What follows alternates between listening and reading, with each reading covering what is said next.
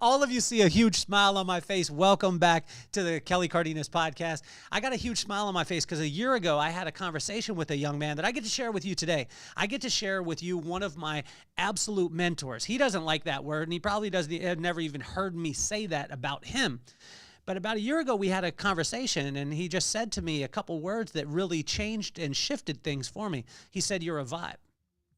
I said, "Well, what do you mean?" He said, "You're a vibe. When you come on, you're a vibe. When you talk, you're a vibe." He said, "That's the thing." And he's like, "You don't really need to have some, platform or thing that you stick into. It's just who you are. You're a vibe." And I said, "Did you realize that the second chapter in the first book that I wrote was vibe?" And he said, "Nah, man, I just feel that. I feel that from you." And over the last year, if you've been around, you've been seeing, we released the book, The Vibe. That's the reason why, is because this young man that's on, he's not a guy who's talking about it. He's a guy who does it. And there's very few people in the world that do this. He's not a guy that's talking on his high horse from the top of the mountain. He's the guy that's saying, "You know what? I'm walking in the valley. I'm walking up the mountain right now. Maybe I got to the top of the mountain." But he's only talking about what it is that he does. He's a real one, what I refer to as one of the best motivational speakers that I've ever seen. And this guy is actually doing it. He's got the right heart, he's got the right mind, and he's got the right skills to be able to back it up. He has been an incredible mentor to me. And the fact that my career is going the way that it is because of this guy. So let's get this party started, and let me introduce you here in a second to Mr. Paul Long. Here we go.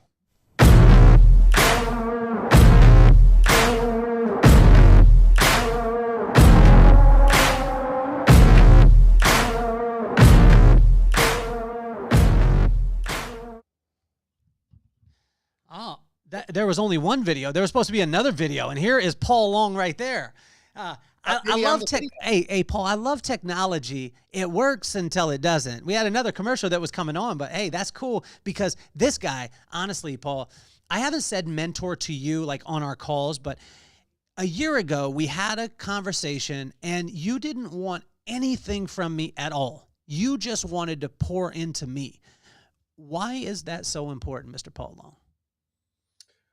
Well, first and foremost, there's a lot of additional context about our initial connection that probably needs to be stated. So your reputation precedes you in a very, very great light. So side note, I've been on several podcasts in my life and very few intros have brought me to tears. So thank you for starting this off emotionally for me.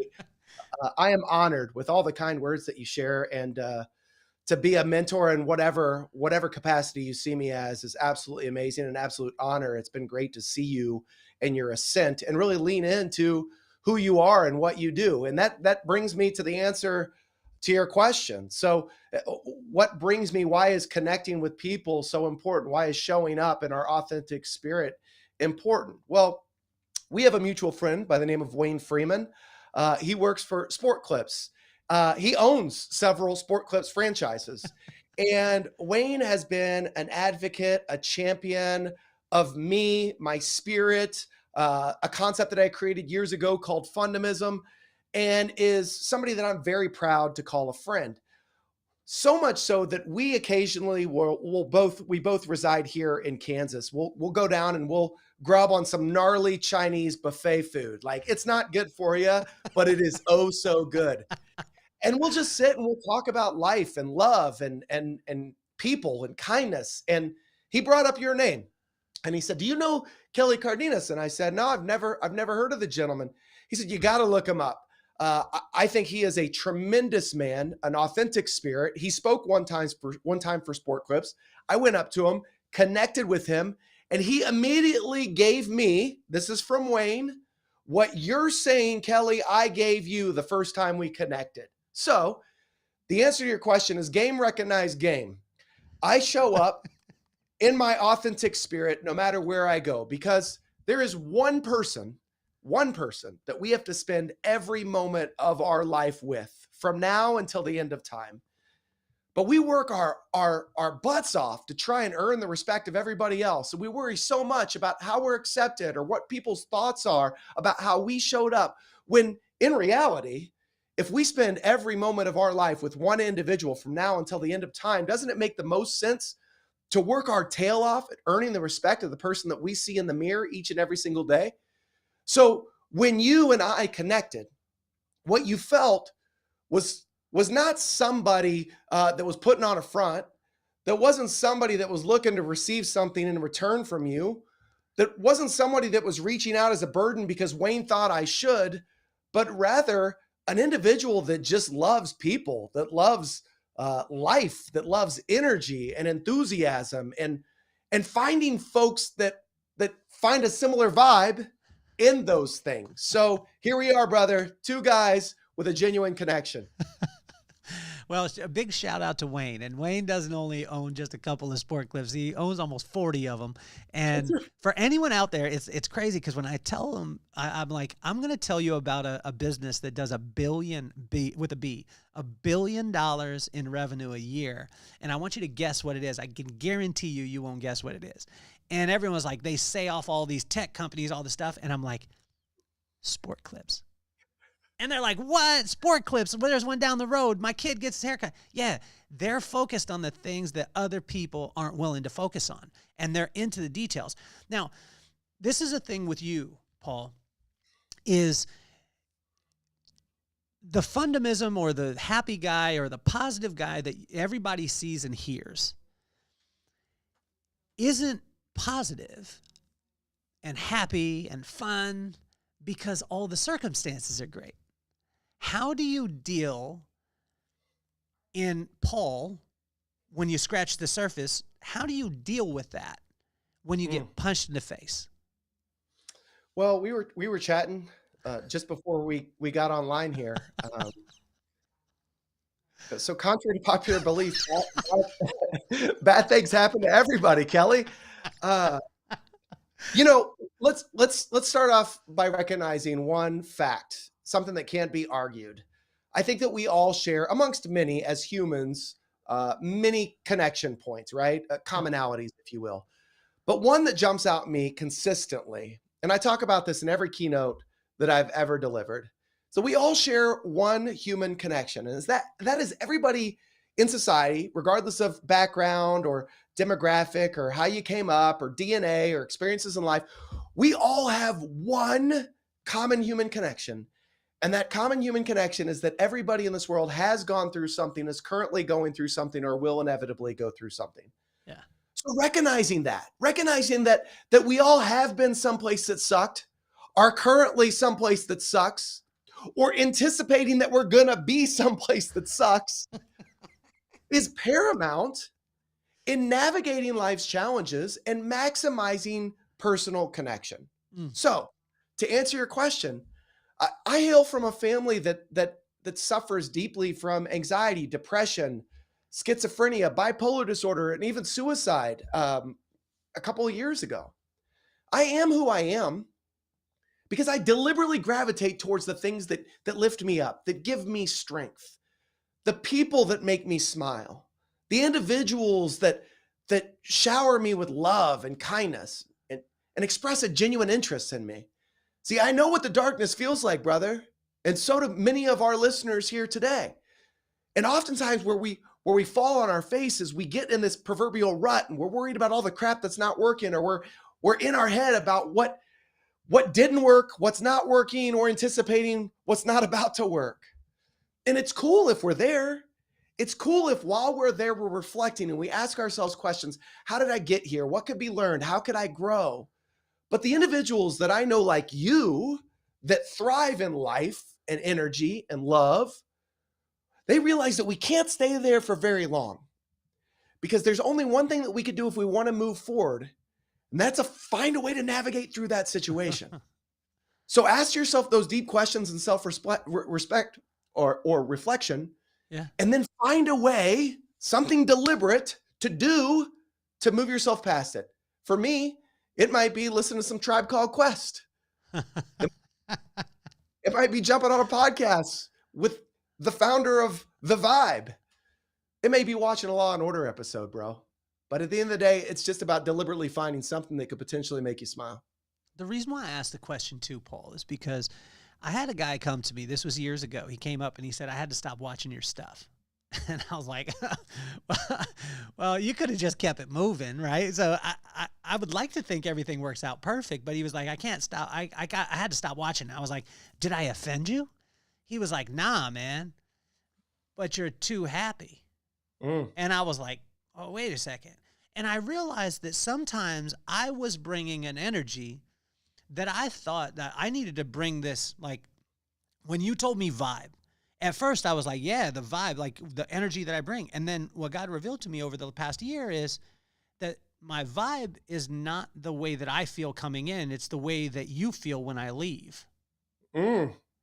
And so I had to look at that for a second, right? So what do you say to the person that is like, Paul, like because you're a super positive guy and I know you're my friend. So I know this is Paul. Like it's not an act. It's not a presentation, but how do you connect with the person that says like, man, maybe you're too positive for me? Well, I'd be remiss if I didn't say that or acknowledge the fact that you and I are basically the same person. Uh, I say that because we have a lot of similar experiences in life and common interests at how we see others and ourselves. So I had a gentleman, I used to have a podcast called the Fundamism podcast. It was top 100 regularly on iTunes and Spotify. And it was a lot of fun to do. And I met years and years ago one of the greatest Royals fans that I had ever known, a gentleman by the name of Nate Leaker. And this gentleman was absolutely amazing.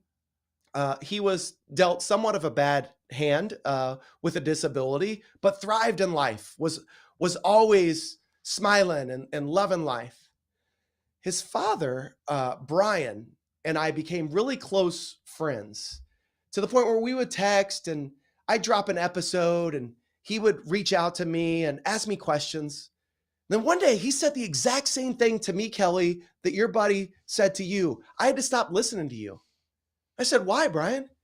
He said, because when I listen to you and I hear how you take these situations and turn them into something that works for you, I'm overridden by guilt. Mm. And I said, well, what do you mean? He said, well, you could do that and it works for you. I don't know how to do that yet. And I haven't found a way to navigate those challenging situations. And I know I'm overthinking stuff. And I know some of these challenges are very small in the grand scheme of life, especially seeing what my son has dealt with. And when I think about that, I'm overridden by guilt. Mm. So now to answer your question, sir, this has been a common phenomenon in every keynote, every client, every friendship, and every family member that I've ever connected with. I often tell folks, if you believe that I'm the benchmark for fun and you're thinking to yourself, well, if being overly enthusiastic and loud and boisterous and super confident is the benchmark for fun, then count me out because I'm not about that life.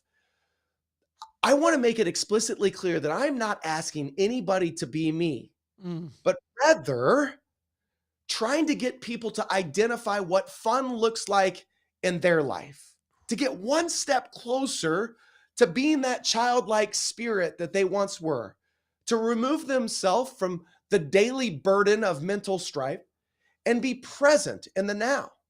So what does that look like for you? I don't know, but I promise what I am going to do is I'm going to be a vehicle that provides an environment where we're going to ask all the questions and ultimately provide some tactical tips to get you a little closer to what fun looks like for you.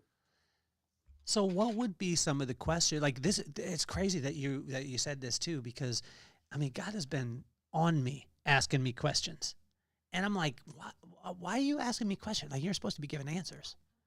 Yeah. But you've been in my life. That's why I refer to you as a mentor, because you asked me questions and I was like, I don't like you right now, Paul, because I don't want you to ask me that question, man, because then I have to sit and wonder about the answer. If you just tell me stuff, I could just go do it, man. Where did you learn the question asking? And then take us through maybe 2, 3, 4 questions, whatever it is, that a person can start on their journey to having a fun life? Yeah. Well, you you specified a phenomenon that most leaders incorporate in their daily development duties with their team. We as parents, as fathers, as mothers, as siblings, as friends, we constantly are telling people what to do or why it's important, right? And then we get really upset or frustrated when they don't do it the way that we expected or the way that we communicated, or in the off chance that we didn't even communicate it at all, right? Because I find that sometimes we get mad at people for doing or not doing something that we never told them about anyway. And so a great friend of mine, Adam Carroll, he once said that uncommunicated expectations cause pre-planned resentments. And I thought that was brilliant. Uncommunicated expectations cause pre-planned resentments. If we don't specify what the expectations are, then we're just setting that relationship up for failure.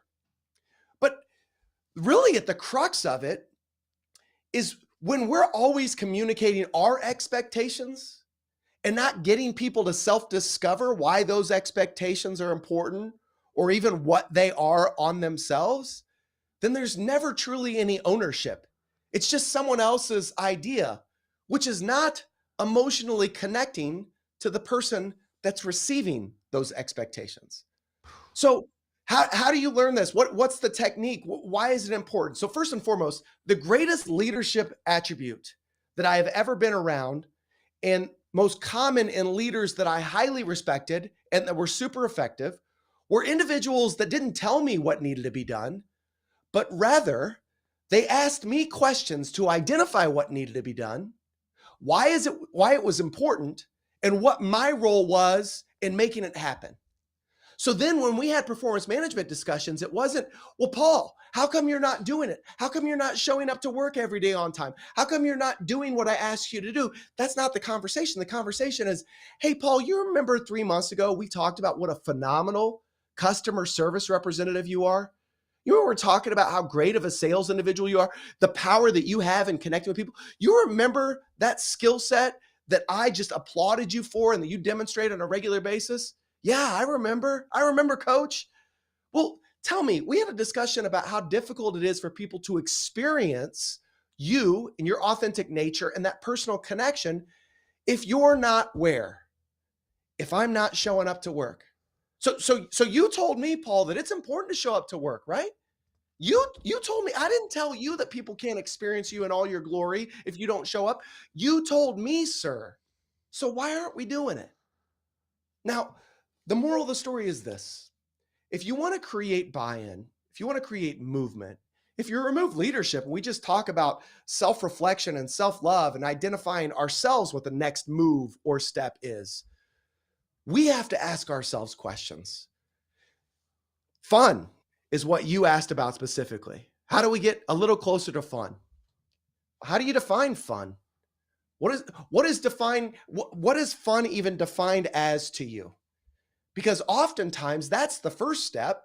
We think that fun or fulfillment or an abundant lifestyle is defined by how much money we make or the experiences that we have with our family, which could be true. But then when we're with our family, are we with them? Are we on our phones? Are we watching TV? Are we disconnected from those relationships, doing something that doesn't provide us fulfillment and rather takes us away from what we define fulfillment as? So the first question that you always have to ask yourself, if you're trying to find ways to have more fun, joy, or fulfillment, is what does that look like for me? Damn Kelly, damn Paul, damn anybody else, because they have different definitions of fun. What does it look like for me? And then write that stuff down. You have to write it down. You have to write down what's important to you. Why? Because now it takes that thought to the next level. It's just like when we learned in school. We didn't just do quizzes. We actually reviewed content. We took notes. We replayed it back. We took more notes, and then it stuck in our brain. So you have to take those thoughts to the next level. How do I define joy, fun, and fulfillment? Next question might be, what does it look like in my life? So if it's defined this way, what does it look like for me? How does it manifest itself in my life? What would truly make me feel happy or fulfilled? Think about those questions. If we just ask ourselves those questions, we write down the answers, well, then and only then can we start to define implementation strategy, a roadmap to help us get there. How do you go from like the technique of it as far as the writing down? Because, and there's a frustration point a lot of times with leaders, and I've dealt with this in the past, where you'll have a system on how to go about it. How do they add life to the system?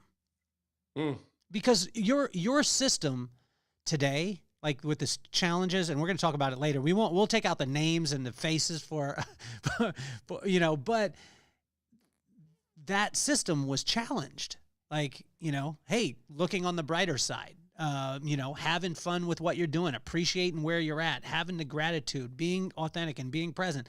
Sometimes when something happens, it kind of challenges that. Like, how does a person add the life to it or the personality where it's not just a robotic system? Well, as you proclaim to me, someone that you see as a mentor, I'd like to challenge the premise of the question.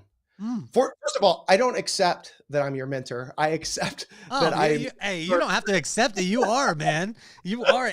And then let me classify it too, because like you're the first person that asked me some questions when I was talking about the keynote side of it. Like, you're a guy who's out and doing it. You're not a guy who's a coach and saying like, oh, by the way, buy my course and I'll show you. And then you make your money based off these people that feel like they're going to hopefully get a speaking engagement one day.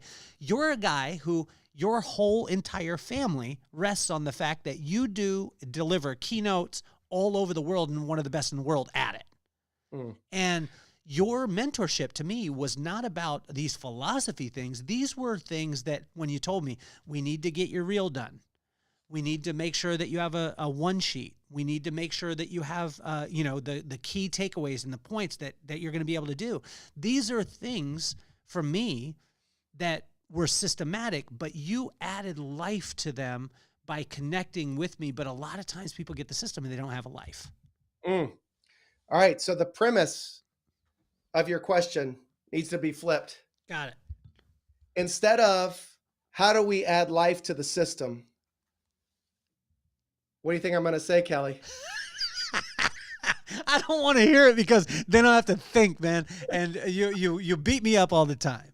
How do we add the system to our life? Like that's the flip. Get him, Paul. Like, how do we add the system to life? Life is what we live. Life is the experience that we have on this earth. Life is defined in terms of success differently for many different people. But the most common theme that you hear of people that live a fulfilling life is, man, I was surrounded by people that loved me.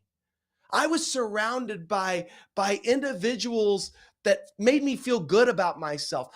I saw somebody in the mirror that I respected. I lived my life every single day trying to find ways to make others smile, laugh, or feel appreciated, knowing I was about to get knocked on my ass, knowing it was going to happen. It was inevitable, knowing I had been knocked on my ass, knowing that I'm currently being knocked on my ass.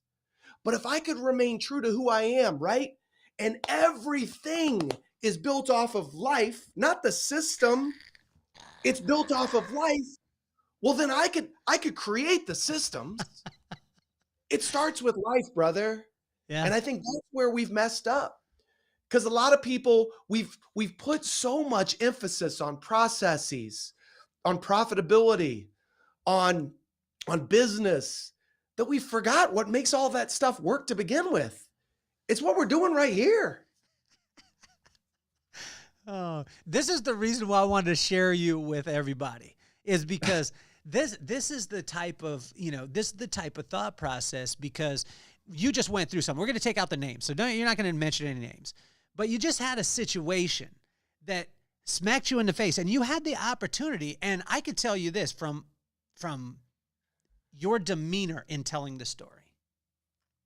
There was a part of Paul that wanted to cut somebody. There was a part of Paul. I mean, I'm not saying you're gangster, Paul, but there was a part of Paul that wanted to be like, yo, I maybe I'll get knocked out, but I'm going to go down trying. Yeah. And when this situation happened, and someday I'll bleep out the name, but you don't know this, but I recorded that. And in recording it, your countenance, when you talked about it, your body language changed. You were coming at me. You know what I'm saying? And you got hit with something, and then you had a choice. Well, I'll share the story. But, don't say a name. We're not going to say a name. And I also have to establish the fact that I'm not an expert. I'm not an expert at anything, bro. Like I am me. I was watching a show recently. It's a movie called Self-Reliance. It's a comedy / love story. It's awesome. But in the opening credits, before they showed any person, there was a quote that pops up by Ralph Waldo Emerson. And the quote said, "To be yourself in a world that's constantly trying to get you to be someone else is one of the greatest accomplishments." So I'll repeat, to be yourself in a world that's constantly trying to get you to be somebody else is one of the greatest accomplishments. So if you're listening to this, you might be asking yourself, well, who's trying to get me to be, or experience something else? Well, it's the individual that just took your money. It's the leader that didn't coach you the way that you wanted to. It's the customer that came at you the wrong way. It's the kid that didn't clean their room when you asked them to. It's your mindset when you're frustrated, and that negative voice, that self-talk that's in you, just talking about all the things that you can't accomplish and why you aren't where you aspire to be. This is the world trying to get you to be somebody that you're not. So who are you? How do you want to show up? And how do we get closer to that? Every single day, you're going to get knocked down. And so you just referenced just a couple of days ago when I got knocked down, and it hurt. It was a sizable amount of money that I lost. And so essentially, in my business, you've referenced me being a speaker multiple times. My sole revenue generator is speaking. Can you say that again? Say that again, because this is why you're a mentor to me. Say it again. My sole revenue generator is being a speaker. Say it one more time. Say it one more time, but say it slow and say it with your chest. Well, again, when I said I'm not an expert, let me clarify. Hey, yo, Paul knows this and Paul knows that, but Paul don't know jack because Paul can't rap. So, all right. So my singular revenue generator, my sole revenue generator, sir, is speaking. So much so that we've talked about how there's many different models to speaking, right? Mm-hmm. Some folks are only speaking to sell consulting deals, right? So they'll take a lesser fee to go out and speak with someone, knowing that that's their entry point to sell a more lucrative consulting deal. Got it. Kelly, I've done consulting for years. I was on site at any given location for specific organizations. I would do 3 to 4 billable days a week with one organization and then come back the next week. And it was awesome, but it was tedious. There's a lot of preparation. I was away from my family a ton. And it was a lot more work than just speaking and doing what I love. So I was getting further and further away from the things that I thoroughly enjoyed, right? So let me tell you how the model is flipped for me. Years ago, I put a ton of money into something called Fundamism University. You are familiar? I told you this story. I put a ton of money into Fundamism University. I was going to start selling it as an add-on to all my clients and all the attendees and any individual that went to my website. You could go to this online Fundamism University platform and create your own implementation strategy to bring more joy, fun, and fulfillment to life. I sold it for $14.99 a month or $120 a year. Now I'm giving it away for free. I just give it to anybody who asks. I give it to every single attendee. Why? Because I ain't here to peddle product, bro. Like, I make enough money speaking. Most importantly, I love speaking. My family's happy. My energy's right. And I ain't trying to do a bunch of stuff that I don't want to be doing. At what point is enough. Like for these folks that are defined by, I got a couple buddies and I love them, God bless them, but they're like, I got a goal. I'm going to make $30 million in my life.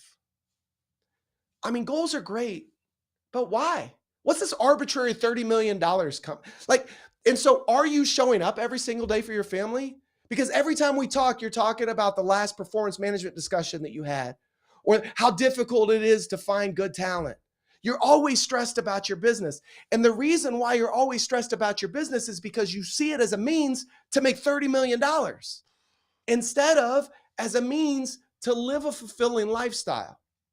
So ultimately, I had this situation happen a couple days ago. I was hired by a third-party speakers bureau. We agreed on a speaking fee, and how that works is a client, an organization has an event. They reach out to a speakers bureau. The speakers bureau says, we have 5 different speakers that speak on the topic that you're looking for. 2 of them leverage humor.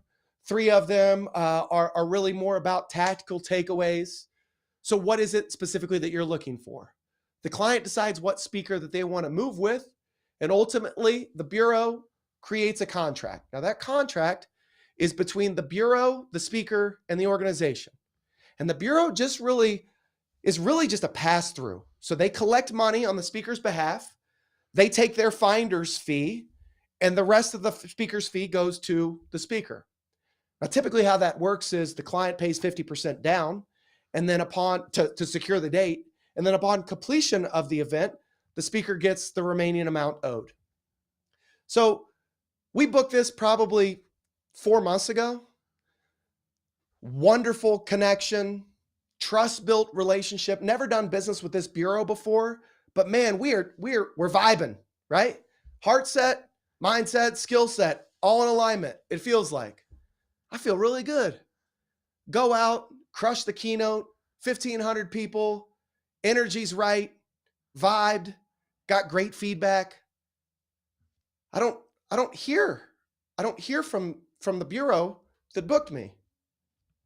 Ultimately, what I found was she ghosted me. Now she owed me a sizable amount of money, but she ghosted me. I sent a voicemail, multiple emails. She ghosted me. So finally, I sent an email. Hey, I need an update. We're yet to receive payment. She responds by saying, hey, I'm sorry you didn't receive my check. And the letter that I sent you, let me know if it doesn't arrive by tomorrow. I'm attaching that letter. Well, the letter essentially said that due to the COVID years and the lack of profitability, we have to close our doors. And my financial situation is impacting my ability to pay you in full the money that I've already received from the client. So immediately, the human way, what do? I get emotional. I feel taken advantage of. I feel as though this person made a deliberate choice. She knew that she couldn't pay me, still sent me out there. And then it's not that she didn't pay me what I was owed. It's that she didn't pay me my money. Like she was the pass through. This was my money. That was the agreement. She deliberately stole from me, Kelly. So we get emotionally invested, right? And I'm hot. And I send an emotional email. Now that emotional email, I read it to you, but you know how I still conduct my business. I still am overflowing with my heart set. And it's with love, but also with boundaries and letting you know that you did wrong in this personal relationship. Well, she didn't respond to said email. And I sat on it. And I watched a video of our daughter at the age of 2 reciting the fruit of the Spirit, which if you don't know, look it up.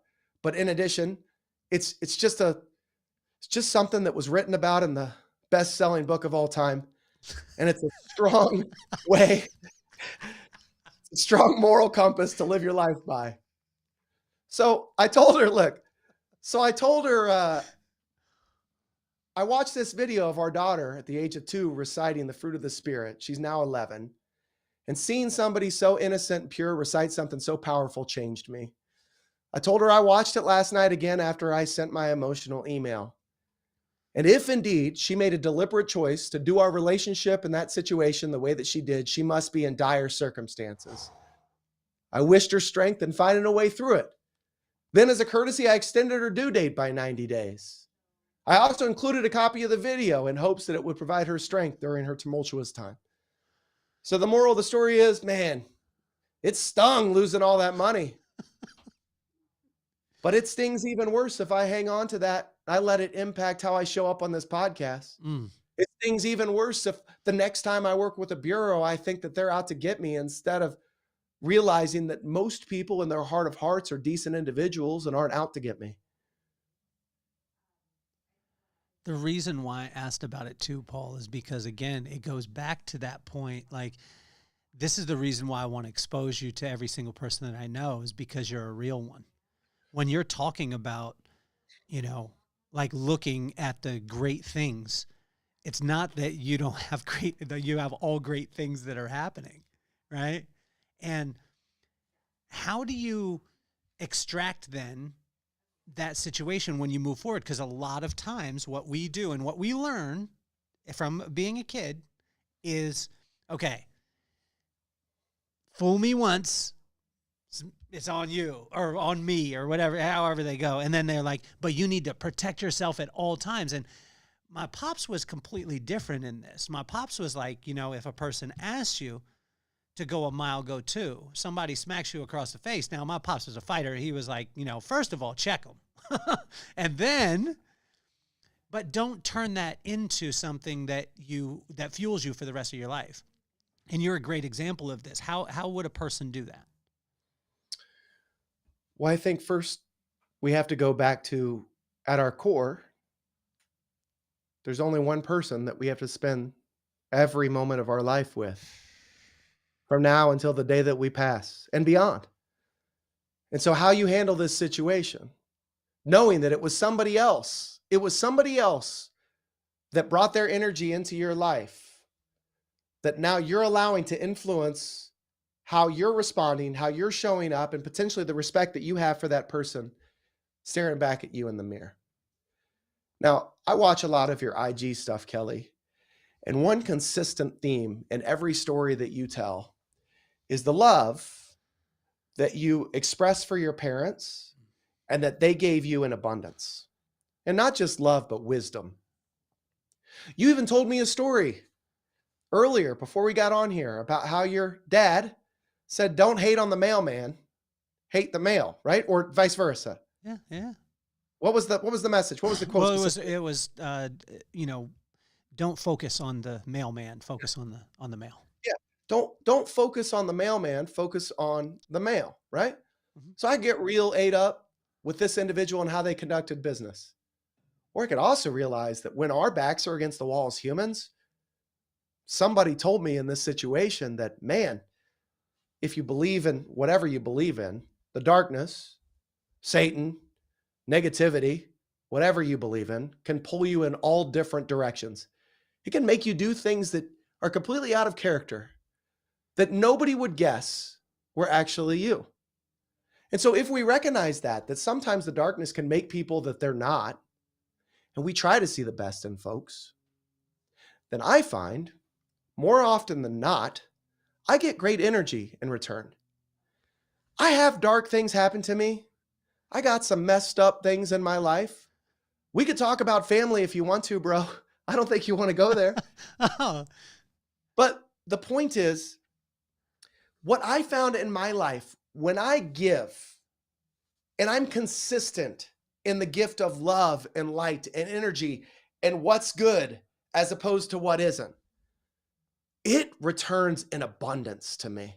Can I tell you? I already told you, but I didn't tell the audience that after I sent that email to that lady, basically letting go of that negative energy, within hours, I received 2 unexpected speaking contracts. Unexpected, completely out of the blue. So made all that for naught. The point is, man, like, I bring up your parents because your question was how? Like, how do you let go of that? How do you find a way to navigate those situations and stay true to who you are? You had a phenomenal role model in your life, specifically in your pops, that constantly gave you amazing insights and wisdom. My father was the opposite. He was a miserable human being in his own mental capacity.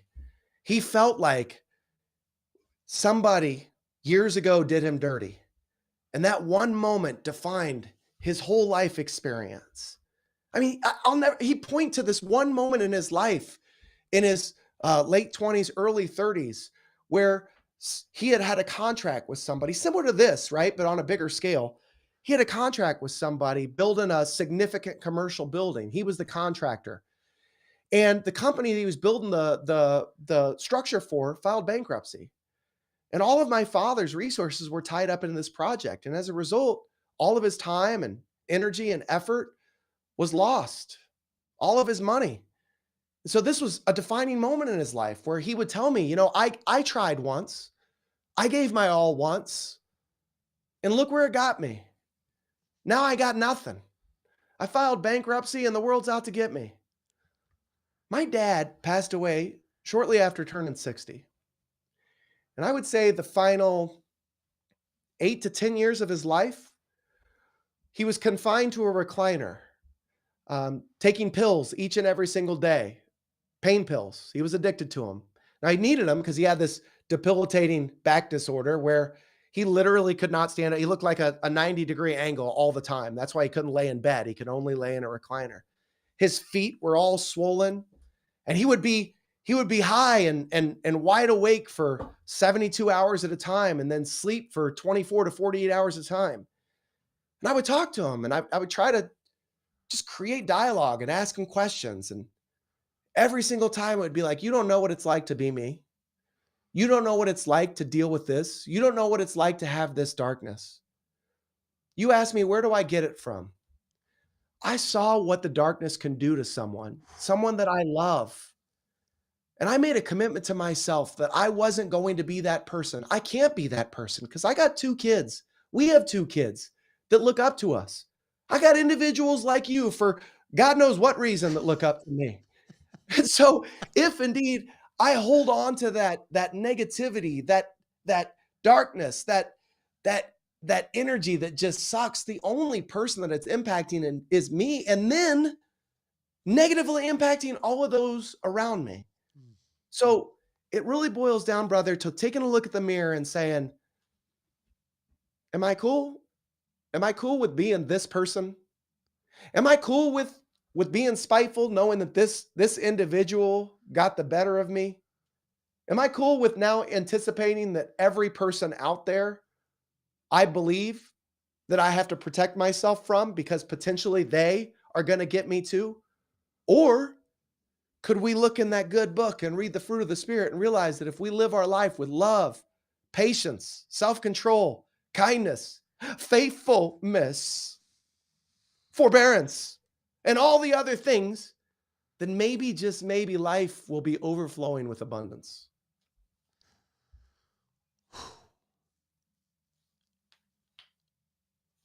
Do you find that it's like, a person asked me the other day when I told the story, I told a story about my pop, and she's like, a lot of times I tune out to the story of your pops because, and this is what she was saying, she's like, because I didn't have a dad like that. And I was like, well, wait a second. I just want to preface this thing. And I generally don't say it a ton, but, we had a lot of stuff in our family, and the wisdom that I got from my pops didn't always come from like beaver cleaver, my mom baking bread and making pie. There was alcoholism. There was physical abuse. There was all those things in the family. But during those times, they were dropping those little, being able to drop the little nuggets. I asked the question of my wife the other day, and she was like, why ask me such a deep question while we're on our way to downtown Disney? And I'm going to ask you this question is, like, how do you keep a sober mind? And I'm not talking about alcohol, but like for you as Paul, what are some of the things that you do in your life that keeps you in that track? Because Lord knows, like we just talked about, we're going to get hit. And again, me seeing you, there's very few people, and this is why you're a mentor to me, there's very few people that when you scratch the surface, the underneath is better than what they show to the outside world. And you're one of those people. Thanks, man. I I'd love to say that there is a one size fits all approach to ensure everybody can find their joy, fun, fulfillment, or the feeling of abundance. But the truth of the matter is, kind of summarizing where we started, it's defined differently for everybody. So I think to answer your question, first I have to address when I feel like I'm there. Like what causes me to get in these dark places to begin with? Yeah. When I'm most messed up, when I'm most in my feelings, when the lack of fulfillment in life truly overcomes me, there's one common theme every single time. And it's that I'm comparing myself or my circumstances to someone else's. Every single time, bro. Our business, the speaking industry specifically, is one overflowing with ego because it takes a very confident individual to be on stage, right? Mm-hmm. And so as such, you hear folks talking about the number of audiences they've spoken with, how long they've been doing it, the number of clients they've partnered with, the amount of money they've made. Or you just see them on social media and you see all the pictures and you're like, damn, how are they out so much? And then you start to think to yourself, you're like, my content, how does it stack up to their content? How's my energy stack up to their energy? Because I mean, Kelly's saying that I'm a great dude. Kelly's saying that when he gets to know me on the inside, he's scratching is better than scratching the surface. So why are they booking this other person as opposed to me? And that's when I get in a very dark place, like comparing myself to everybody else. Now you asked, what are the steps that I take to get me out of that? What do? I look in the mirror and I realize that I'm not competing against those folk. I was happy before I brought that person's name up in my head. Now all of a sudden, for some unknown reason, I've never even met this individual, I'm allowing them and my impression of them, not the reality of them, Kelly, my impression or perspective of them to impact my energy, my experience, how I show up. And then I start to think to myself, well, what would that guy in the mirror do? What would that guy in the mirror do to stop thinking about what Kelly Cardenas is out there doing to book all these speaking engagements? And rather, what would he do to get in his right mind and to show up in his authentic spirit? Because the world's trying to get him to be somebody he's not. Well, in that moment, I freaking go to the gym. And people are like, oh, how do you get into working out? I don't go to the gym to work out. I go to the gym to listen to music and keep my mind right. The massive guns are just a byproduct of the music and the energy. It's all about a mindset shift. It's all about perspective, brother. I put on some great music. I go and I play a sport. I play Call of Duty with my son. I deliberately invite something or someone into my life that I know it's going to take that negative energy, that darkness, those thoughts out of my head and make me present. Now, the science behind what I'm talking about is something called a brain pattern interrupt. Yeah. A brain pattern interrupt. So if my philosophy, which you mentioned earlier and even pronounced it correctly, kudos to you, is called Fundamism, defined as the fundamentals of a fun and optimistic lifestyle. It's really built off this premise of brain pattern interrupts. If everybody in this world has gone through something, is currently going through something, or will inevitably go through something, then the odds are when we're talking to folks, when we're introducing ourselves to them, we're in the middle of conversation, we're having performance management discussions, the odds of them thinking about something that's not relevant to this moment right now, and rather they're in their head about where they've been, where they're currently at, or what they expect to be going through, are very, very high. So in those moments, how do we create a brain pattern interrupt? How do we get them out of their head and into the moment? For me, I ask questions like, hey, what's one good thing in your day today? Hey, before we get this meeting started, tell me, fate of the world depends on you. You have to sing one karaoke song. It doesn't even have to be well. What is it? Who's the greatest leader you've ever had and why? Stop asking people, how was your vacation? You know somebody's going to respond to how's your vacation like good, fine, or great. No, ask the question like, hey, what's one memorable moment that you had on the vacation? Hey, what's something on the vacation that made your kids smile? What's the best meal that you had while on vacation? See, now you're creating a moment where somebody has to deliberately think about something that makes them smile. How do I get out of the darkness, Kelly? I ask myself what that man in the mirror would do and how I could earn his respect. And then I find ways to deliberately go out and do it. And for those of you, I'm going to give out his number. I'm going to give out your cell phone number. I'm going to charge for it. So it'd be $99.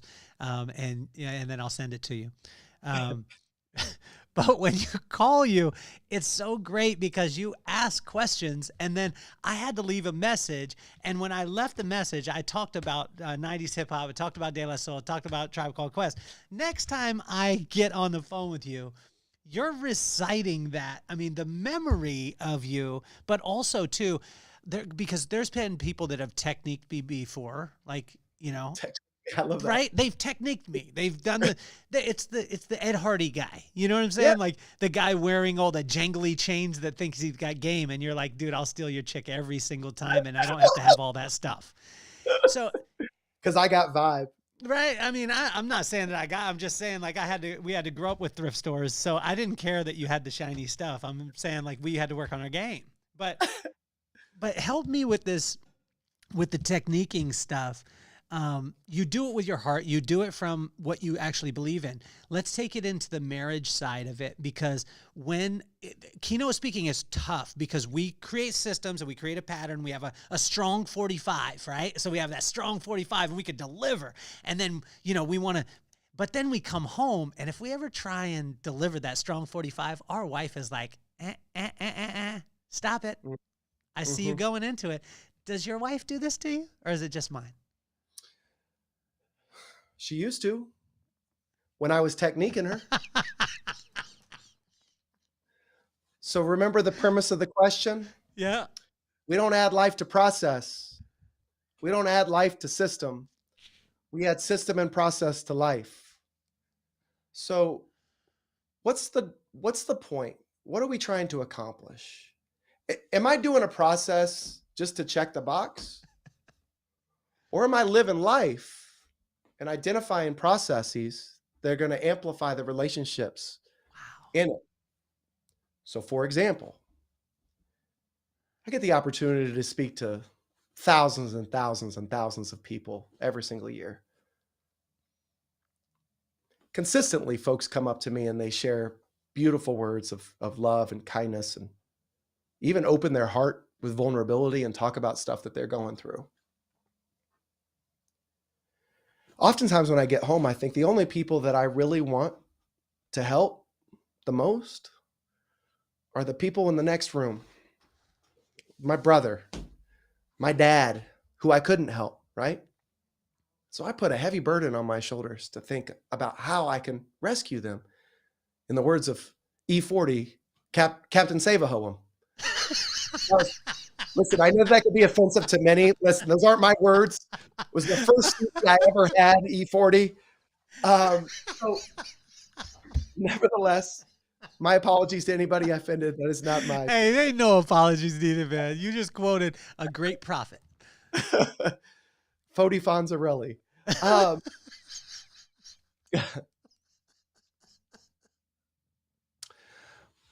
My brother is really struggling right now. Really struggling. And he very much has my father's mindset and believes that he's been dealt a bad hand and everything bad happens to him and only him. He is a human being that has gone through it, is currently going through it, or thinking about inevitably going through it. But what he hasn't found yet is what will help him through those challenging times. So I've been working with him. Your question was about our wives, and we'll get to that, but this is very similar. I'll ask my brother, hey, how have you found meditation or mindfulness to help you get your mind right? I've never tried it. Okay. How open are you? I'm open to anything. So then I'll supply them the resource. Hey, man, how often you going on walks? How often you getting out of bed? Just going out and breathing and enjoying the surroundings. Oh, I don't go on walks. Hey, man, how often you listen to music? And not just as background noise, but literally deliberately picking a song that you know is going to make you feel some kind of way. Paul, I'm so in my head, I'm not even listening to the music right now. Hey, man, how often you go into group therapy? I stopped going to group therapy because I'm afraid that I'm offending other people. Hey, man, how often you go into individual therapy? Well, my insurance isn't picking up enough of the money, so I stopped going to individual therapy. Hey, man, when you were going to individual therapy, I know that they were giving you some worksheets. What are the exercises they're having you do? I haven't been doing them. So I hear all this stuff from my brother, and he texts me recently. He says, hey, are you busy? I said, I'm about to hop on a call. What's up? He goes, oh, cool. No worries, bro. I go, no, something's clearly bothering you. What's up? He goes, oh, I'm just having a really bad day and I needed somebody to talk to. I said, bro, last 2 years of your life, you've had really bad days. You don't need someone to talk to. You need an expert to talk to. Somebody that can help you navigate through these situations and hold you accountable to do the things that will pull you out of this rut. Then I literally called out, Kelly, all the things that he's made a deliberate choice not to do. You won't meditate because you don't like the sound of the lady's voice. You won't call mom on her birthday because you're going through your own stuff and don't want to put that burden on her. You won't go to group therapy because you're afraid of offending somebody else. You won't go to individual therapy because you don't have the money. You won't do the exercises in individual therapy because you feel like they don't help. You don't listen to music deliberately because you can't get out of your own head. You got an excuse for everything, bro. These are all choices that you are making. At what point do you hate how you're feeling right now so much that you're willing to do all the other shit to get out of it? I asked him that question, Kelly. I said, do you hate that lady's voice so much? Do you hate going on walks so much? You hate group therapy so much. You hate individual therapy so much. You hate calling your mom so much. You hate all that stuff more than you hate feeling like you do right now and for the last 2 years. That's the turning point. That's the turning point in life, Kelly, when you realize that you hate feeling like this so damn much that you're willing to do anything to get yourself out of that rut. And that ain't process. That's life, bro. So let's talk about life. Let's talk about love. Let's talk about process, because I'm on the road a lot. And I'll call my wife, and right before I get off the phone, very similar to you, Kelly, when you go out and you do this next Sport Clips gig, which you're about to do, congratulations. You're going to call her while you're out there in Dallas, and you're going to say, right before you get off the phone, what? I love you. I love you. I love you, babe. Bye. I love you. Bye. Do you mean it? Now, I know you do. And she knows you do. But you say the same thing every single time you get off the phone. And I love you, babe, does not express how much you really, truly love her. Now, I could say, I love you, babe, to my wife before I get off the phone when I'm on the road. Or, like I've told many audiences across the globe, I could call her up, and after a fruitful conversation, I could say, hey, hun, before you get off the phone here, I need to let you know I'm sitting in a hotel room right now with a medium pizza all to myself, a 2-liter bottle of Coke, some Cinna sticks, and 3 Law and Orders that I'm about to get myself into. I'm living a life, and I know that right now you're going through it. Right now, you're trying to find a way to get Adeline to dance, Brennan to soccer, feed them, get them in bed, get their homework done first, all to wake up in order to do it again tomorrow. Thank you for being everything that you are, because you're allowing me the opportunity to be everything I aspire to be. I love you. Sometimes it just takes a deliberate moment for us to stop the daily grind, to put deliberate effort into showing love that we feel. It's not different. We feel that love. We just lose sight of expressing it. And it's not, I love you, bye. How many times does your wife walk by you? Your kids walk by you, and you're a phenomenal father based on what I see on social media. And we all know that that's 100% factually accurate. 100%. 100%. But how often do you see your kids or your wife walk by you? At least I know I do. And I'll think in my head how gorgeous she is. Or I'll think about how much I love her. Or I'll think how proud I am of my son. But gosh, I'm so annoyed that he got in trouble at school today. I'm so annoyed that I had to pick up his dish to take it to the sink after dinner. I'm so annoyed, in fact, that I don't tell him the positive thoughts that I'm thinking. Why do we give so much power to the shit that's not working that it influences our ability to see the stuff that is?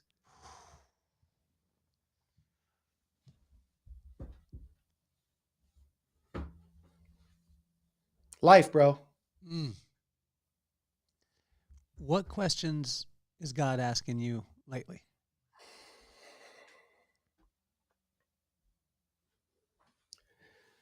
I think carrying on in the theme of fatherhood, I'm really struggling right now having patience with my mini-me, our son,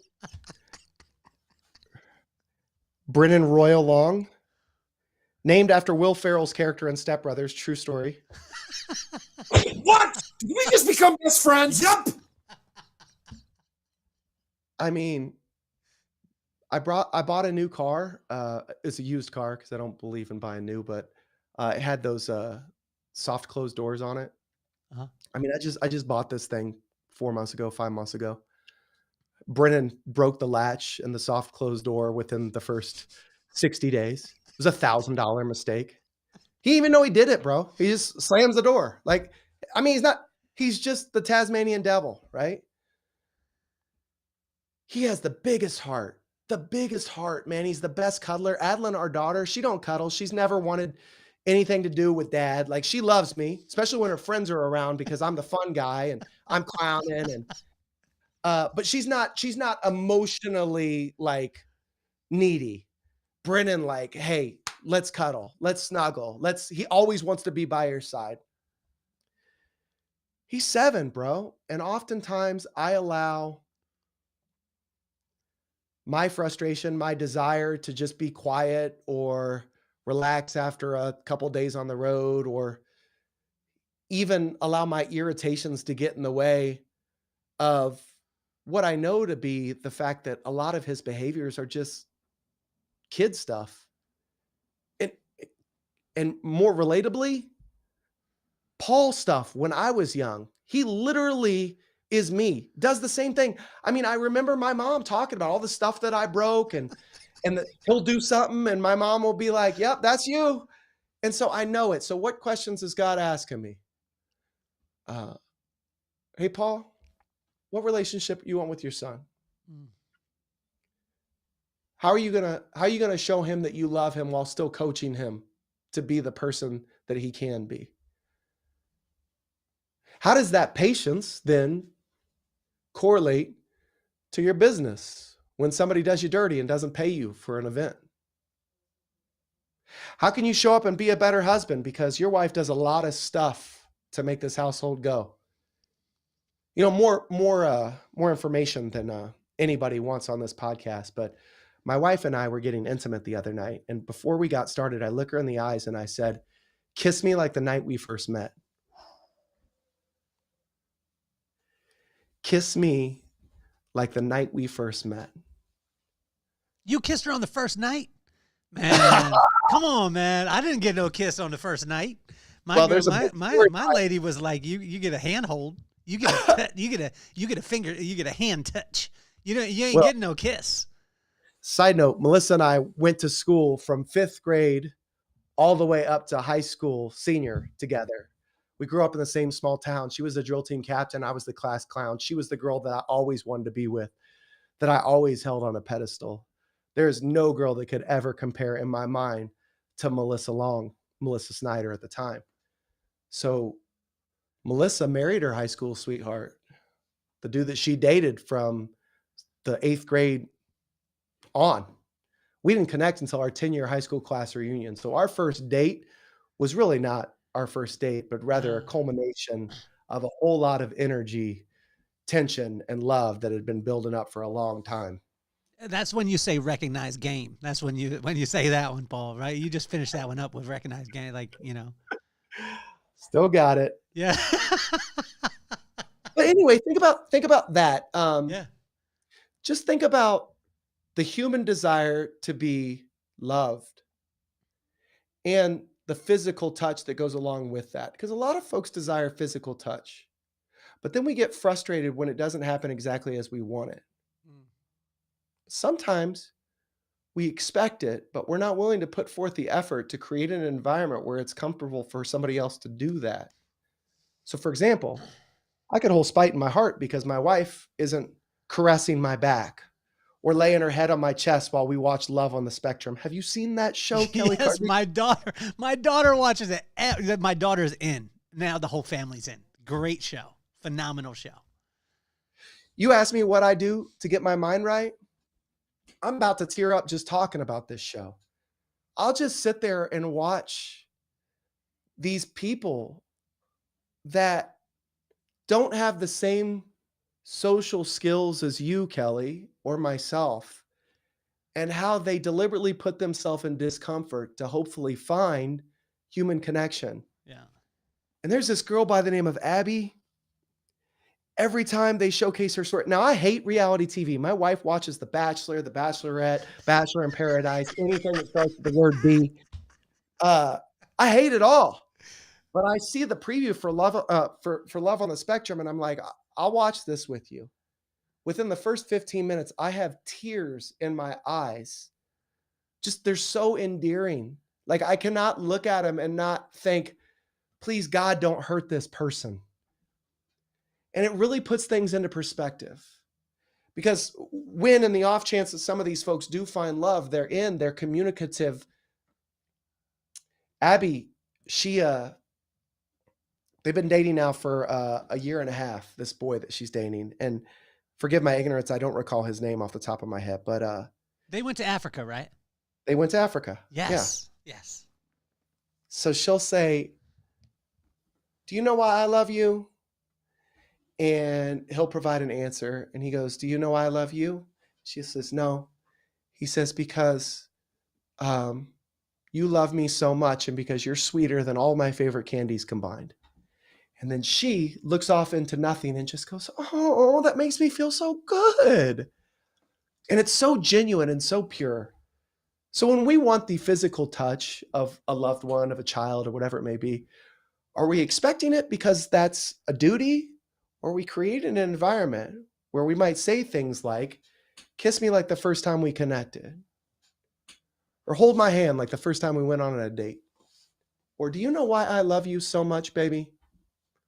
When we say those things, it creates an environment where people are emotionally connected and they remember why we got together in the first place.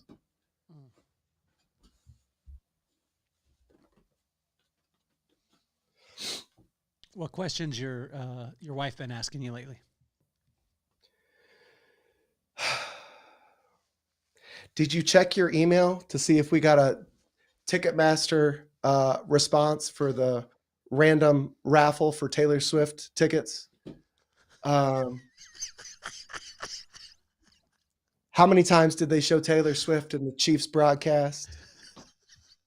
Do you mind if we go to Aerie and Lululemon to look at clothes for Adeline?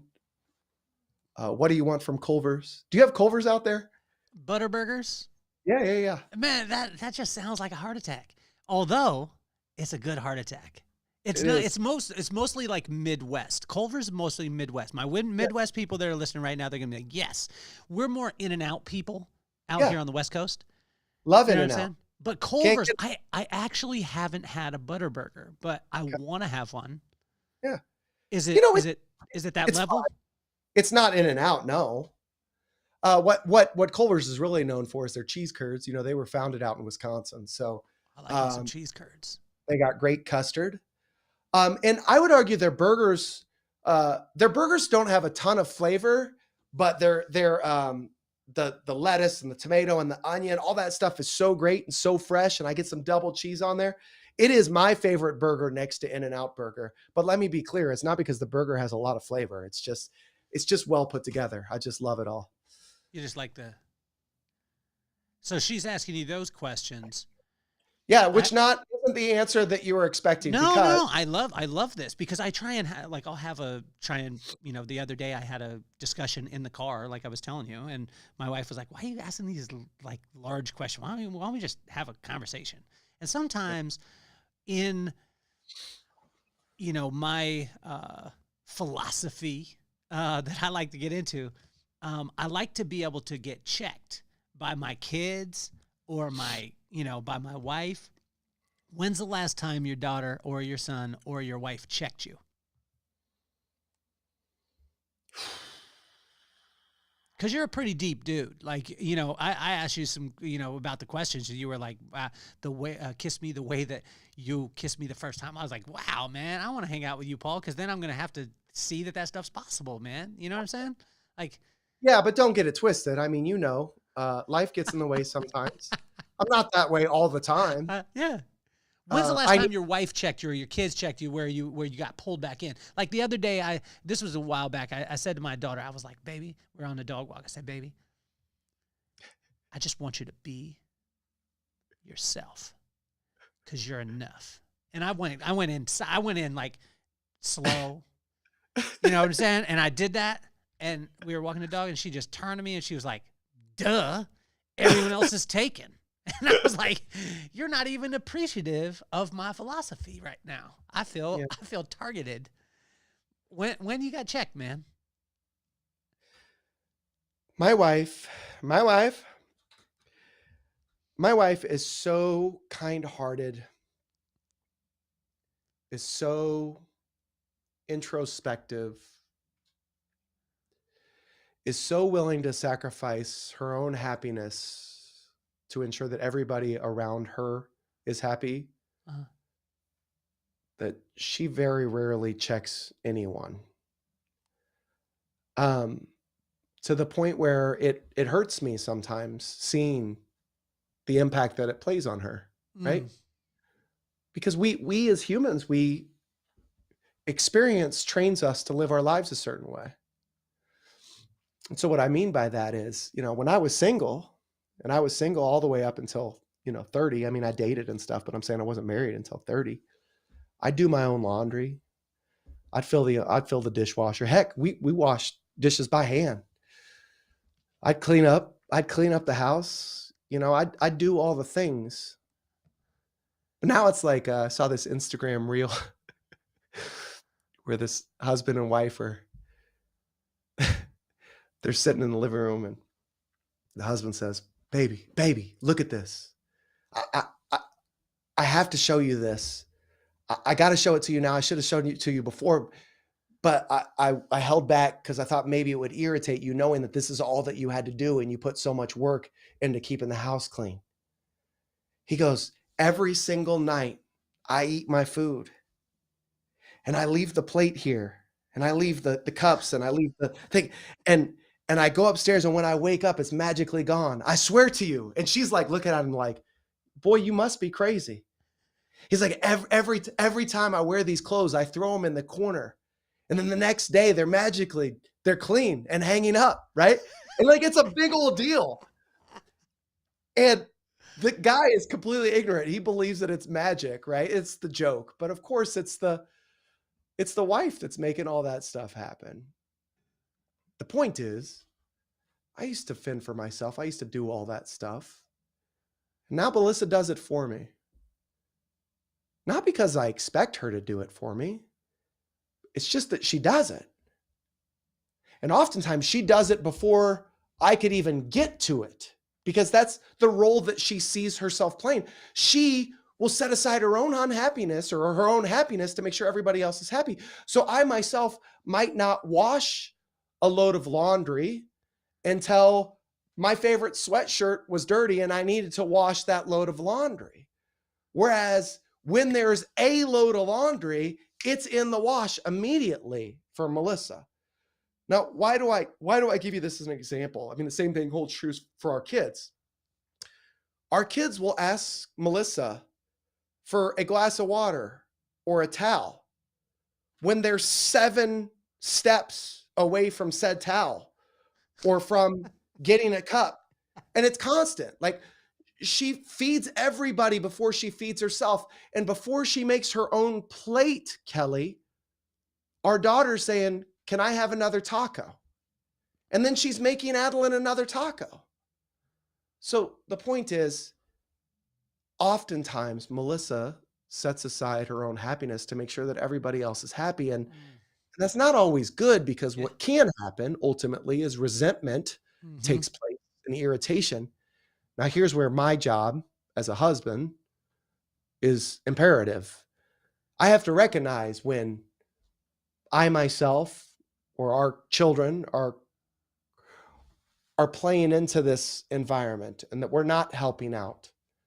This is where saying things like "kiss me the first time we met," or deliberately saying, "Hey babe, I know that you've been working your butt off on the 7 loads of laundry. And I see, first of all, can I help you? Do you need anything from me? But also, I know that it's not the most fun thing in the world to do, and you've wasted 3.5 hours of your day doing it. I just want you to know that our house wouldn't go without you." Sometimes just those little things, just acknowledging the work that they're putting in, can go a long way.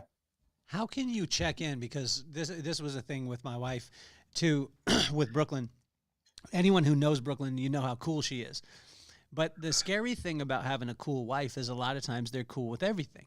And so you have to make it a point to check in, because at first I was like that oblivious dude in the Instagram video. When we first got married, I was like, "You good?" She would be like, "Yep." And then I'll be like, "Man, this is easy.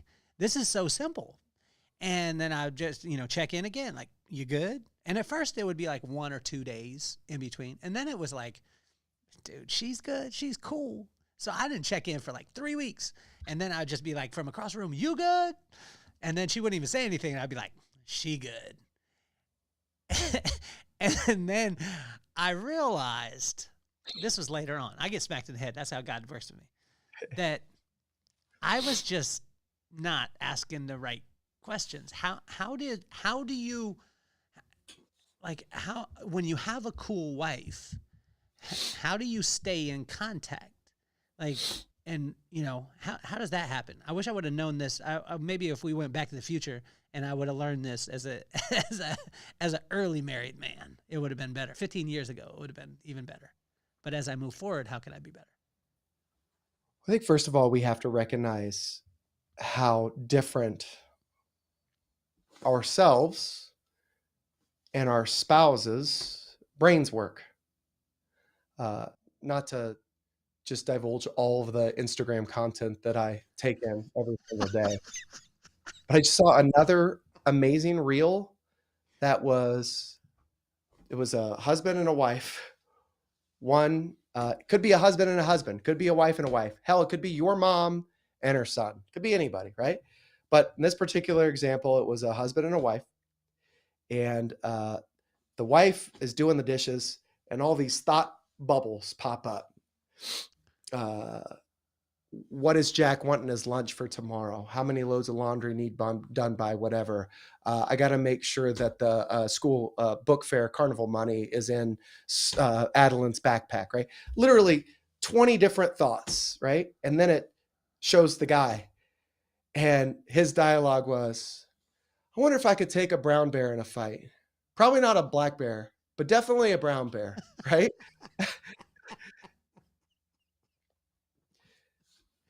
So why do I bring this up? Sometimes we have expectations of others, and one, they don't even know those expectations. But two, they're trying to manage the expectations of so many people, including themselves. And so for me to ask my wife if she's good in the moment, she might just say, "Yeah," because she's trying to manage the 17 tasks that she has on her plate. And she really don't have time to sit here in discussion with you about how you ain't helping her do the dishes right now in this moment. I'm not going to let my wife listen to this, by the way. So you hit the nail on the head when you said the question that you asked makes a huge difference. If I ask, are you good? Then the answer is going to be yes or no. Mm. And if indeed your loved ones don't like conflict or aren't in a space where they feel comfortable talking right now, or have a to-do list that's a mile long and a mile deep, then maybe they just might say the wrong answer, one that doesn't create additional dialogue because it's just not the right moment, right? I think the real important thing is getting folks out of their routine, getting folks out of their head where they're thinking about where they've been, where they're currently at, or where they're about to be, and into the moment. And so how do you create a brain pattern interrupt? You might say, hey, hon, I know that you're busy with all this stuff. Let's go on a walk. So now you're out of the house. Now you don't have a to-do list, right? So now the conversation isn't you good. It's, hey, what's been something in our relationship that's made you smile in the last month? Hey, what's the most memorable date, top of mind, that we've ever had? What's the most memorable date that we've ever had? Hey, you've told me this a million times, but I'd be lying to say that I ever got tired of hearing about it. So what's the one thing that attracted you to me when we first met? No longer is it, are you good? But rather a deliberate conversation about something that makes them smile. Wow. So this voice, the voice, like we've all got a voice in our heads. I think that I don't know if you are, but you said that we're very similar people. So you might have multiples. It might be the same person, actually, is what I said. So what does the voice sound like? Like when God speaks to you, what is it? Does he sound like Morgan Freeman? Does he sound like, does he have an English accent?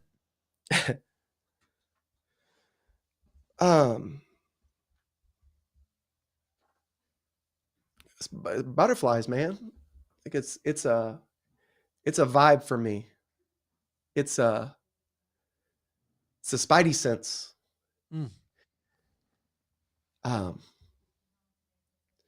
We inherently, because somebody put it inside of us, we know what's right and what's wrong.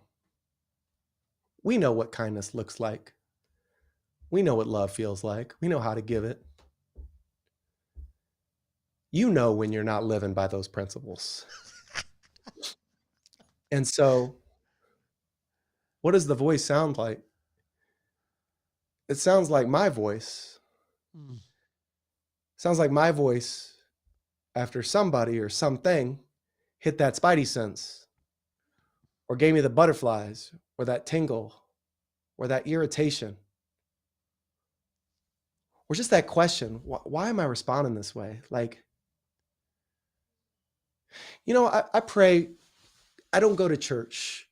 I'm not proud to say that, but I don't go to church. I was raised Catholic, and for many different reasons, I was pushed away, or I pushed myself away from religion.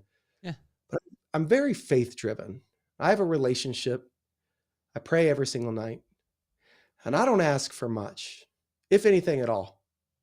The most consistent thing I ask for is, Lord, please help the people with the loudest voice and the leaders in our world to try and live more in your image, to do right by these people. Guide us. Because I think that's the biggest trouble that we have right now in society. If you look at all the world issues going on, it's like people are motivated by the wrong things. I don't feel like the people really have a voice anymore. They're just people that are navigating situations out of greed or personal gain or whatever it may be. And so if I ask for anything, it's please guide our leaders or the individuals with the loudest voice that can make the largest impact to live life in your image, one. But two, the bulk of my prayer is just giving thanks. Thank you for a platform. Thank you for a voice. Thank you for the ability to self-reflect. I say that regularly. Thank you for the challenge, because it makes me a better person. I know this sounds played out, and if you're listening to this, you might think this isn't true, but get to know me. Cause like, I know that you are harder on yourself than most people are, and I'm no different. Thank you for giving me the gift of self-reflection, because I know that right now I don't feel good about myself. And if it wasn't for you, then I wouldn't feel that way. And as a result, I wouldn't grow accordingly and make a larger impact in my connection with others. Paul, this is what it's amazing, because we didn't talk specifically about this part of it, but this is the reason why I want so many people to know you, is because this is the things that you're talking about are the things that you've done for me. You've asked me questions when it comes to like, why are you doing it, or what's the connection point, and make sure. And I remember you called me and right after we talked the first time, and you said, I don't know if I'm overstepping my bounds here, but I want to tell you, be careful. Be careful as you grow in this industry.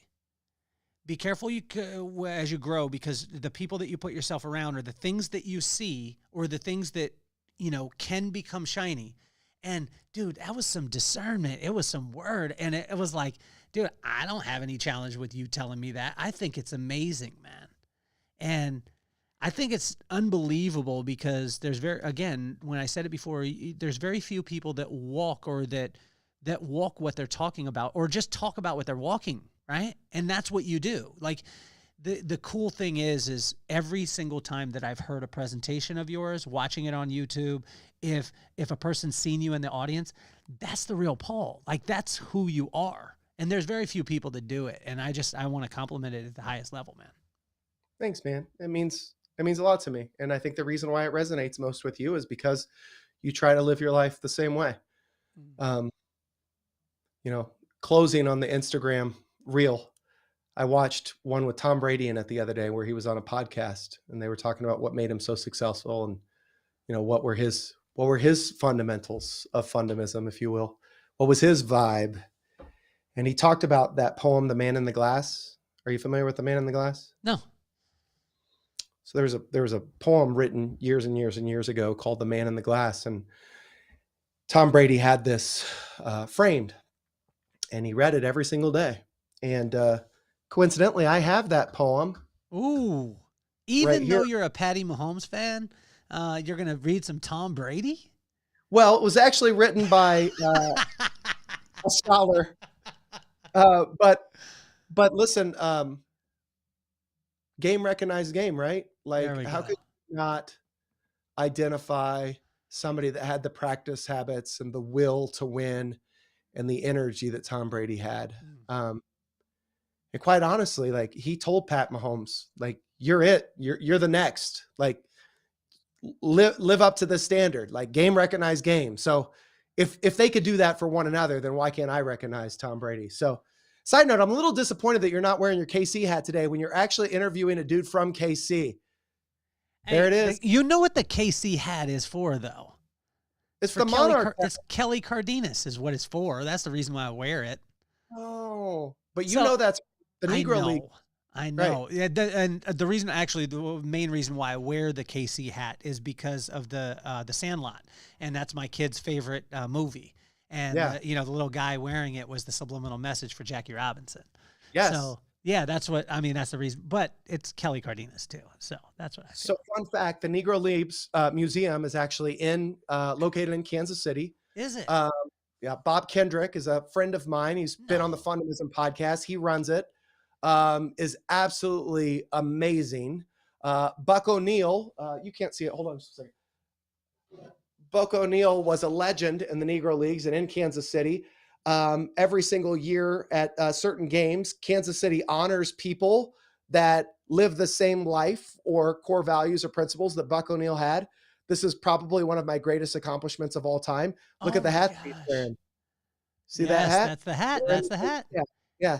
The Buck O'Neil legacy seat. So I got on the news and Jumbotron, and our family got to see Dad get recognized while experiencing the game, and it was absolutely amazing. But Bob Kendrick, Buck O'Neil, two individuals that I look up to a great deal in life. So, all right. So the Man in the Glass, I've changed it a little bit to reflect any sex gender, or however you choose to address yourself, or don't choose for that matter. So it's called the person in the glass. When you get what you want in your struggle for self and the world makes you royalty for a day, just go to the mirror and look at yourself and see what that man or woman has to say.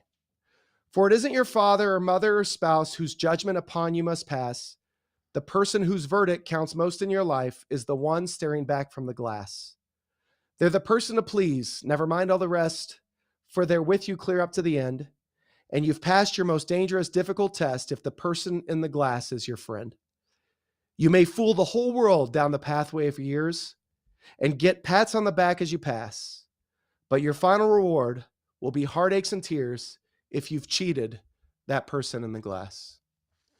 So ending where we started, you have to spend every individual or every waking moment and sleeping, every moment of your life with one individual. And that person is you. So work your tail off at earning the respect of the person in the mirror or the glass, and let the chips fall where they may. Very, very seldom speechless. But I wish I could take this mic and not only drop it, but just throw it across the room. You know why I started the podcast, because the two kids, Maddox and McKenna. What advice would you have for those two? Well, I mean, not to sound like a broken record, but it's the best way to solidify a thought. Work your tail off at earning the respect of the person staring back at you in the mirror. You spend, McKenna, Maddox, hear my words. You have to spend every moment of your life with one individual. Your parents want to be with you as much as they can till the day you pass. But here's hoping, and God willing, you outlive them by 30, 40 years. And ultimately, you have to spend every moment with just one individual. And your whole experiences in life, or your whole experience in life, is going to be dictated on how this person feels about you and how this person conducts their business. That person is you. Work your tail off at earning your own respect, living by the principles of the fruit of the Spirit, and I promise you a life overflowing with abundance. There's not one question out there of why you're a mentor to me. Paul, Thanks. you're a gangster, man. It's better than advertised. Hey, and the thing that I didn't say to every one of you out there, I've been chasing this dude for the better part of a year. We've been friends actually for longer than a year. And I was like, yo, dude, I need you on the podcast. He was like, I'm important. I got all these things to do. You're not that important. Was that what I heard or what you said? Maybe it was what I heard when you said, I'm just joking. But I tell you, like, I've been wanting you on for so long, and literally you changed my whole trajectory in a conversation. Just a conversation. I can't imagine the amount of ripple effect and impact that you're having on this world, man. Continue, please continue being Paul and continue doing what you're doing, because all of us get to watch, experience, and have our lives change because you are going after and doing what you're, like, when people talk about their purpose, it's overused for me, but you're doing what you were designed to do. And because of that, I told this to a business owner a while back. I said to him, you got to see yourself as a great white shark. And she's like, well, what do you mean? I said, you're an apex predator. She said, well, what do you mean? I said, well, in business, like, there's with a shark, there's, when they're going towards their prey, there's all kind of parasite fish and fish that are around them that eat based off of that apex predator being focused on where they need to go. And I said, every time as a business owner, you turn around and say, hey, parasite fish and everybody, come on with me, and try and pull them ahead. They don't see you smiling. They only see 16 rows of teeth and like you're about to eat them. So they scatter. But if you'll keep going on where you need to go, then everyone else will eat. And I want to tell you, Paul, you're that great white shark that as long as you continue to do what you were designed to do, all of us continue to eat, man, and no pressure on you. But I want to tell you, like, it's amazing to see it, man. It's amazing to witness it. And I'm very fortunate because I've forced you to be my friend for the rest of your life. So you can't get away from me. Well, as relationships do matter to me, and I am an individual that was raised with a little bit of Catholic guilt. Um, I've long struggled knowing that you've asked me to be on this podcast, and I have not until this time. You sent me a link a long, long time ago, and I said that I was going to sign up, and I just never did. So, one thing, and take it however you want it, brother. But as you know, when you interact with me or you even get on my social, like I really struggle with which seems counterintuitive in my business, in our business. I struggle with the thought of self-promotion. And so I, for years, had my own podcast, and I loved it, and it was fun until it wasn't. And then it became a job for me, and it took me away from the things that I really wanted to be doing. Right. And so whenever I was asked to be on a podcast, one, I looked at it as a vehicle for self-promotion. I'm like, I don't want to do that right now. These are the things that I'm telling myself. Yeah, right. yeah. And two, like I was so kind of over the whole podcast deal because of what I was on, and I was getting so many requests that I just value my time at home so much when I finally get off the road that I wanted to put that stuff forward, or first rather. The sad part is, now props to you. I've done a lot of podcasts and I've met a lot of people. Nobody's doing a podcast like you're doing it. Nobody makes me feel the way that you do. No one shines light on their guest in a more genuine way like you do. I should have been on here a long time ago because you lift me up just as I lift you up, brother. So my apologies that it took so long, and I'm just grateful that we got the opportunity. Hey, I'm grateful, man. This timing, like my pop said, he said, that God is seldom early, never late, always right on time. And Yeah. he's right on time with this one. And my mom would reiterate it. She'd say it all the time. And so Paul, it's been my absolute pleasure, man. And I'm gonna chase you for another couple years till we get the second episode. So I want to thank you. All his information is going to be in the links and stuff like that. Honestly, like if you have a corporation, a company, a conference, and you don't have Paul Long there and you don't have him speaking, it's not going to be as good of a conference. I could tell you that. This dude is the absolute best, the GOAT. And the cool thing is because my friends are good at what they do, I don't have to be anything but myself. So I thank you for your mentorship, man. You're an incredible, incredible human being. And Paul, you're officially off the hot seat.